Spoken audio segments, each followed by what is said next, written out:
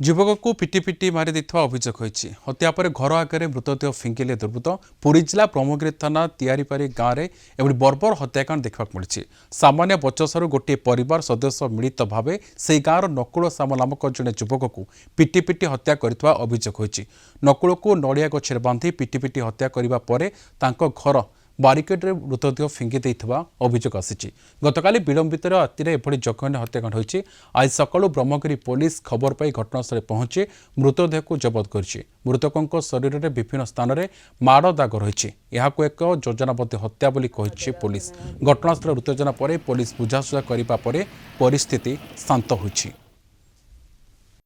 आज ब्रह्मगिरी थाना 112 रु गोटे कॉल रिसीव होता सकाଳେ प्राय 9टा पाखापाखि जे एमती तियरपारी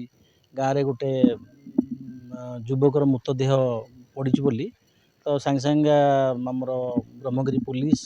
प्लस मु स्पोर्ट को आसिक देखिलु जे नकुल सामल बोली जड़े लोक 42 वर्ष हम तार डेड बॉडीटा पड़ी तार घर पछपट एरिया से विषय में देखिलु जे ता बॉडी रे बहुत मल्टीपल इंजुरी भी अच्छी माड़र बहुत गुड़ा दाग ता देहरे अच्छी सन्देह कौन यहाँ जना पड़े गोटे ब्रुटाल मर्डर भाया जना पड़े आम साइंटिफिक टीम डाकिचु साइंटिफिक टीम इन्वेस्टिगेशन करुच्ची इन्वेस्टिगेशन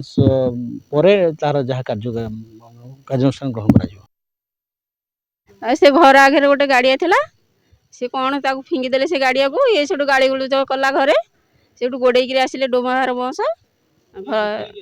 से डोमाहार पुओ मान ना तो मुझे मु आसुनी एठिकी तार भौणी अभेश मुझे आसुनी जानी पुओ मान से डोमा कंठिया हरिया झरिया सी 3-4 भाई